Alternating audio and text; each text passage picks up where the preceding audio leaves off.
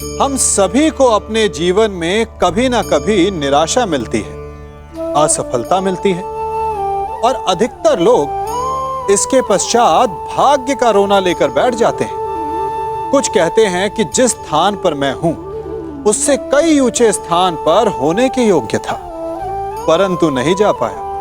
किसी को पीड़ा है कि उसे जो मिलना चाहिए था वो उसे नहीं मिला। भाग्य ही बुरा था। भाग्य क्या होता है? भाग्य वन में खिला पुष्प देवताओं को चढ़ाया जाएगा, या किसी सुंदरी की वेणी में वो सजेगा, या फिर उसे कुचलकर उत्पात बना दिया जाएगा।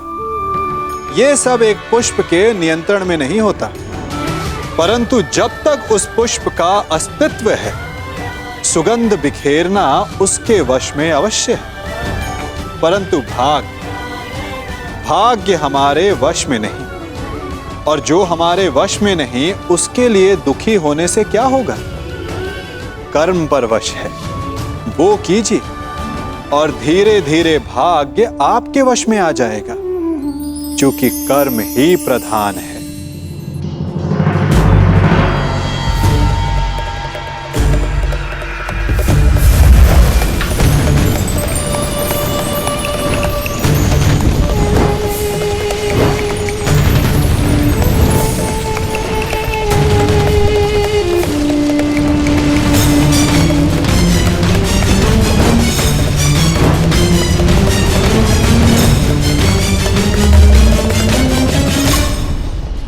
भीम आओ।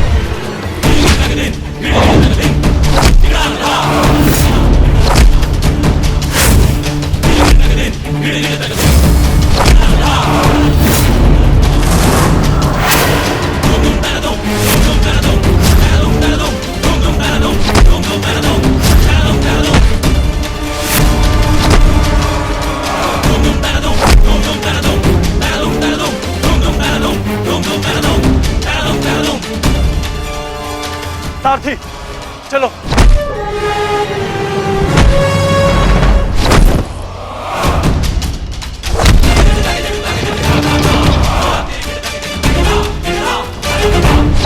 विश्वास नहीं होता मामा श्री कि आप हमारे शत्रु के साथ मिलकर हमें ही परास्त करने पे तुले हैं। आपसे सहायता मांगना हमारी सबसे बड़ी भूल थी, किंतु आपको परास्त कर हम अपनी भूल का पश्चाताप करेंगे। आइए मामा श्री, हमसे द्वंद्व कीजिए। जिसे कल मेरे महारथी ने छोड़ दिया था, मैं उन्हें मारना नहीं चाहता। जाओ, लौट जाओ। कर्ण ने तुम्हें क्षमा किया था, इसलिए मैं भी तुम्हें एक और अवसर देता हूँ। जाओ, लौट जाओ।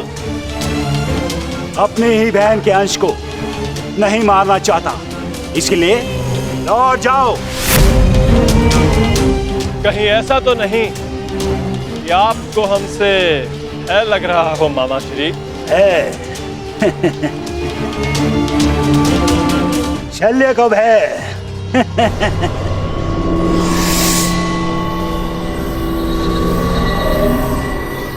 और प्रहार क्या होता है उसका ज्ञान आज तुम्हें हो जाएगा बांजे।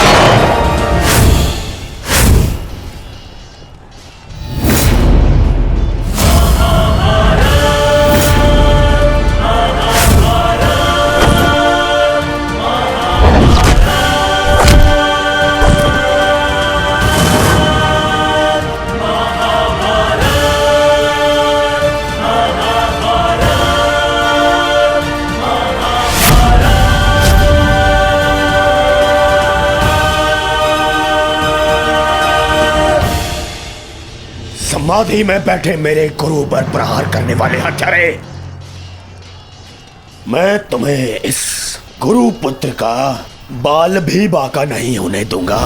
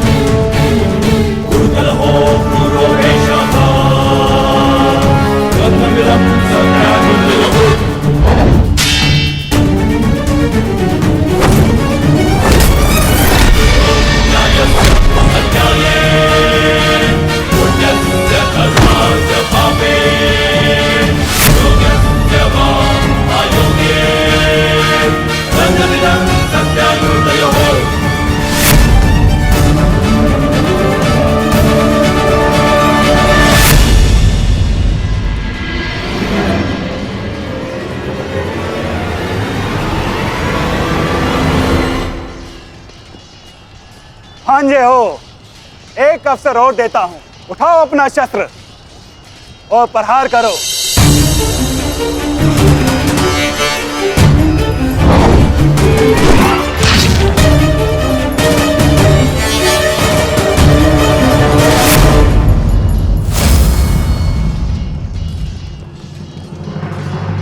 क्या हुआ?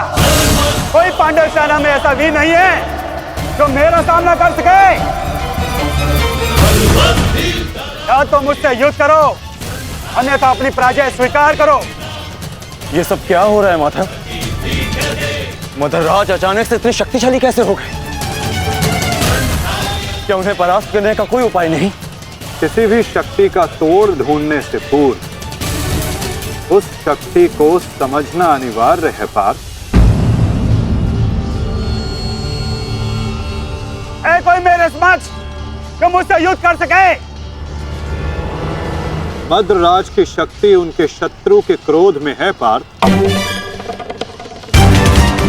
उन्हें केवल वही परास्त कर सकता है जो अपने क्रोध को अपना अस्त्र बना सके,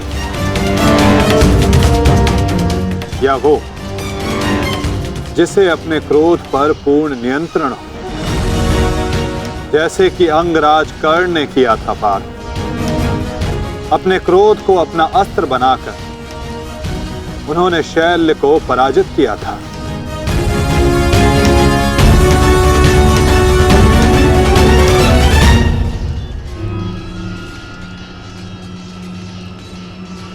युधिष्ठिर, कदाचित तुम्हें ही अपने मामा को वैकुंठ लोक भेजना होगा।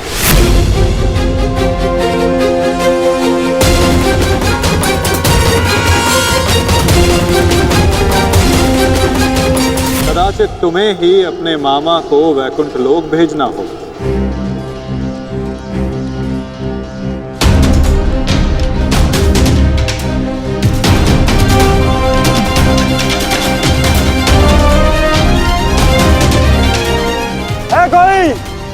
है कोई मेरे समक्ष?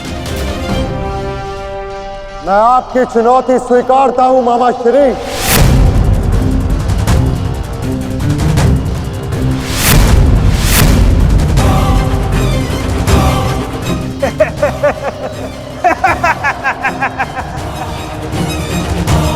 जब अर्जुन का गांडीव, भीम की गदा मेरा कुछ बिगाड़ नहीं सकी, मेरे भांजों को भी मेरे समक्ष घुटने टेकने पड़े, तो तुम किस अस्त्र की सहायता से मुझे परास्त करोगे युधिष्ठिर?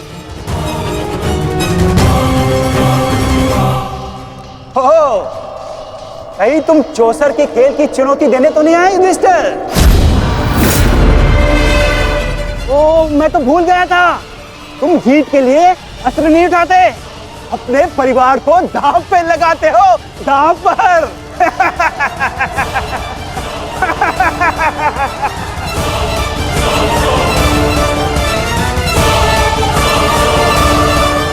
परंतु दांव पर किसे लगाओगे? पांचाली को तो तुमने बुलाया नहीं है?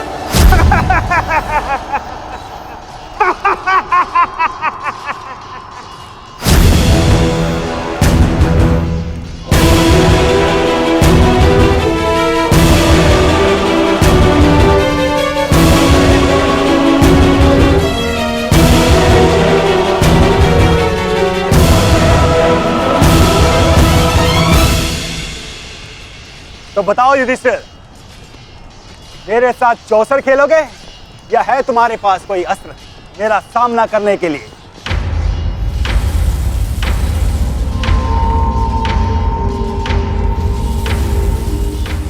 अस्त्र है मेरे पास। कैसा अस्त्र? शांति और सत्य।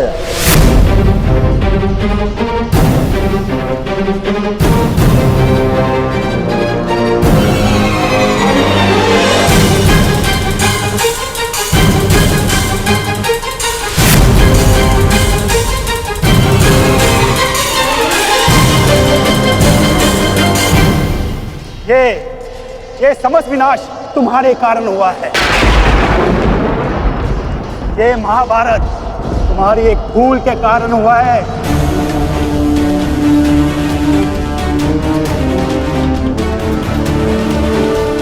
आपने उचित कहा मामा श्री। ये समस्त महाभारत मेरे उस भूल के कारण हो रही है। तो अब समय आ गया है अपनी उस भूल को सुधारने का, और आपका समय आ गया है अपनी भूल का पश्चाताप करने का। इस प्रकार के पुरुष हो तुम। द्रौपदी का पान स्मरण करके लज्जा और क्रोध नहीं आता तुम्हें? जो ना कर सके उस पर शोक मनाने से बेहतर है कि अभी जो हमारे वश में है वो कर्म किया जाए। और इस समय मेरा कर्म युद्ध है। सावधान मामा श्री। तो आओ युद्ध करो।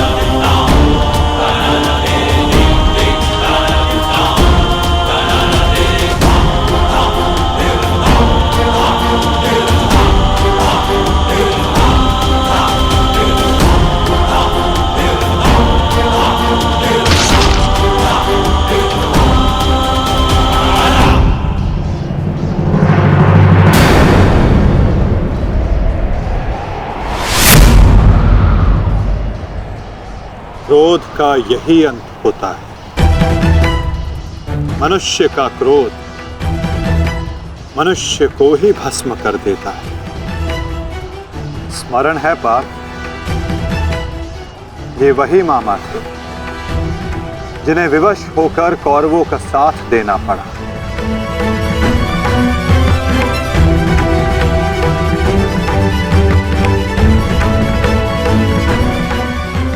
परंतु अभी भी एक मामा शेष हैं पार्थ,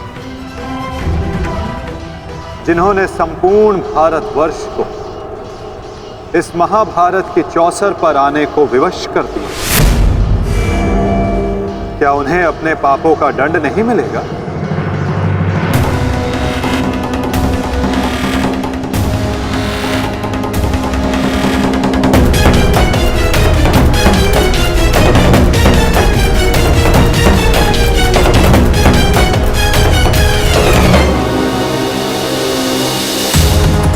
अवश्य माता, गांधार राज को दंड अवश्य मिलेगा।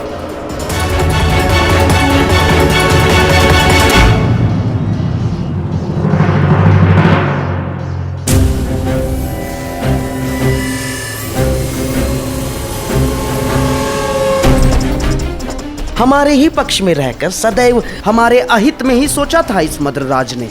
इसके कर्मों का आज इसे उचित दंड मिला। अभागा मामा अपने ही भांजे के हाथों अपने प्राण खो बैठा। सत्य ही तो कहा है किसी ने, जीवन एक चौसर का खेल ही तो है। एक ही भूल और हमारे ही पासे हमें हार दिलवा देते हैं। ठीक कहा गांधार राज, आपने अपने और अपने संबंधियों के जीवन को एक चौसर का खेल ही तो बनाकर रख दिया है। आपकी कुटिल नीति के कारण आज एक भाई दूसरे भाई के लहू का प्यासा हो गया है। आज संपूर्ण भारतवर्ष इस महाभारत के रण क्षेत्र में आ सिमटा है। इसका दंड तो आपको अवश्य मिलेगा गांधार राज। समय आ गया है कि आपके श्वासों के पास आप ही के जीवन का दांव उलट दें।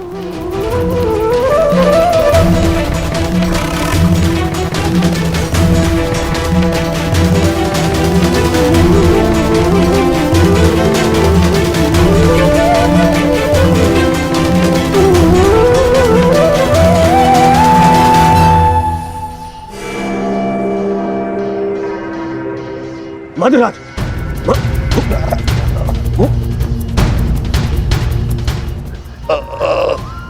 मद्रराज, जाओ सहायता लेकर आओ, जाओ। मुझे क्षमा कीजिए युवराज, इससे अधिक आपकी सेवा नहीं कर सकता। मेरा अंतिम समय आ गया है। नहीं मद्रराज, नहीं। आपका साहस और आपकी शक्तियां बहुत प्रशंसनीय है। मेरी सहायता करके आपने अपना वचन पूर्ण किया।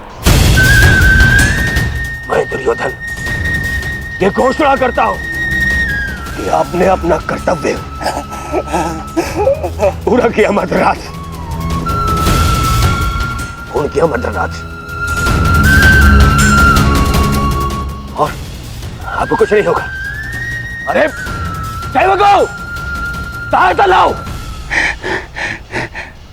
मुझे मृत्यु का भय नहीं है युवराज, बल्कि संतोष है। परलोक जाकर उस महारथी महावीर को अपना मुख दिखा सकूं, जिसका सारथी बनकर भी मैं अपने कर्तव्य का पालन नहीं कर सका। उसके सम्मुख जाकर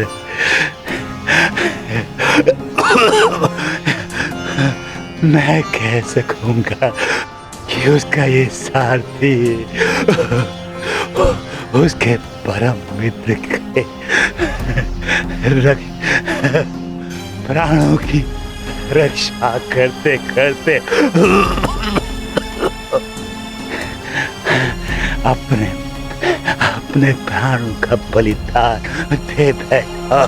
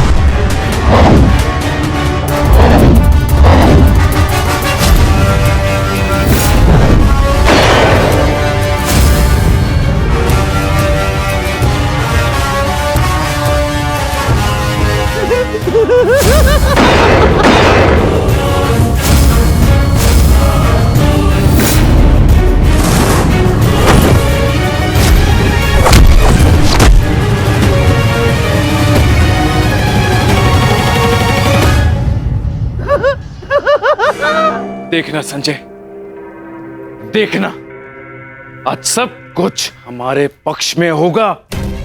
पुत्र के समक्ष आज कोई भी नहीं टिक पाएगा, कोई भी नहीं। आप बिल्कुल उचित कह रहे हैं महाराज। युवराज दुर्योधन के पराक्रम का सामना आज कोई नहीं कर पा रहा है। उनका प्रत्येक प्रहार शत्रु पक्ष को वज्र की भांति तोड़ रहा है महाराज।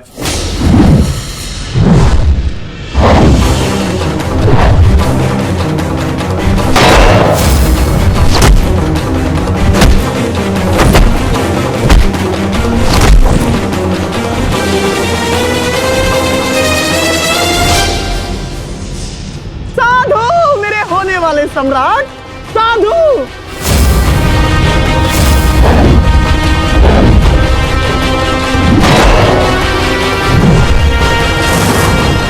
आज इन पांडवों में से एक भी नहीं बचना चाहिए दुर्योधन, एक भी नहीं।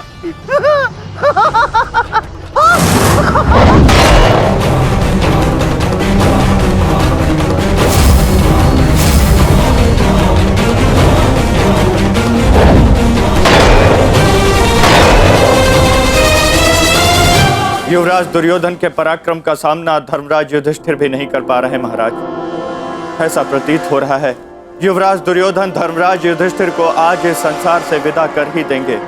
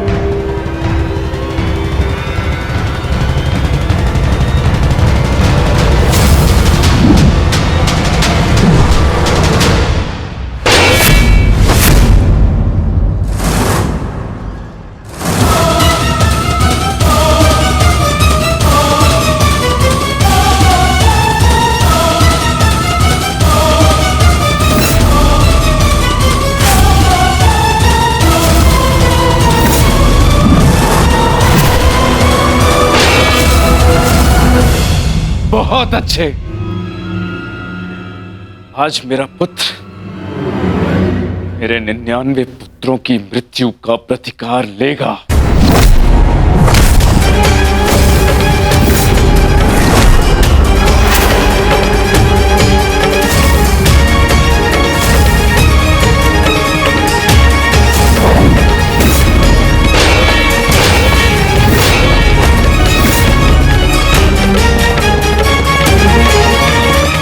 सब क्या हो रहा है माधव? ये एक माता की दृष्टि का प्रताप है पार्थ।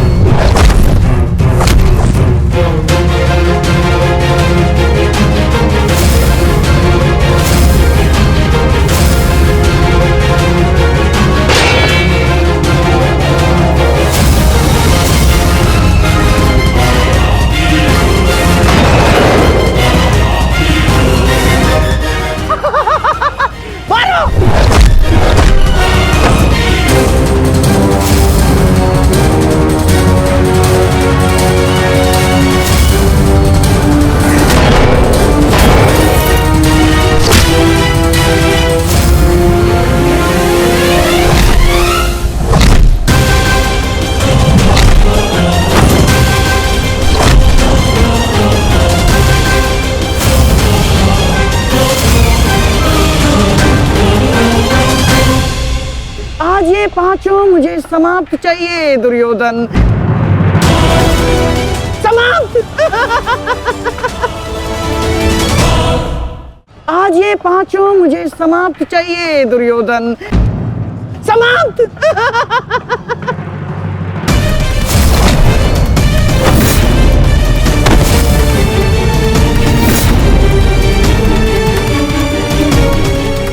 आज दुर्योधन को बल से परास्त करना असंभव है पार्थ।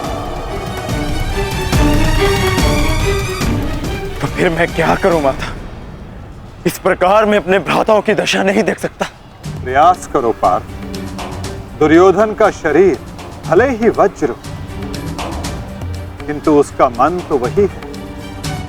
लालच, काम, क्रोध से युक्त व्यक्ति शीघ्र अतिशीघ्र थक ही जाता है।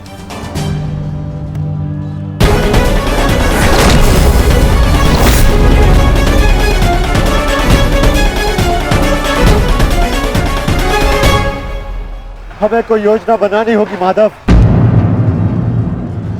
हमें दुर्योधन को रोकना होगा।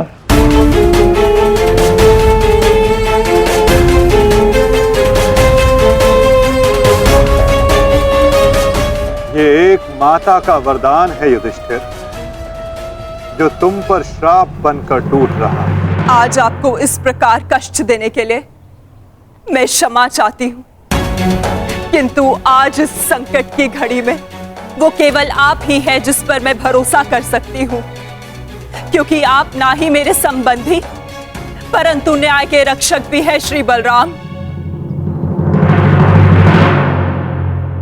हस्तिनापुर की महारानी आदेश करे, किसने उनके साथ अन्याय करने का दुस्साहस किया है?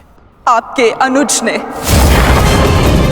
वासुदेव ने पहले अपने पुत्र को दिए जा रहे मेरे आशीर्वाद में बाधा डाली और अब अवश्य ही वो पांडवों के साथ मिलकर मेरे पुत्र और आपके शिष्य दुर्योधन के वध की योजना बनाएंगे। जब तुम भ्राताओं ने पत्नी बांटी, राज्य बांटा, वनवास बांटा, तो दुर्योधन के इन प्रहारों को भी तुम भ्राताओं को बांटना होगा युधिष्ठिर।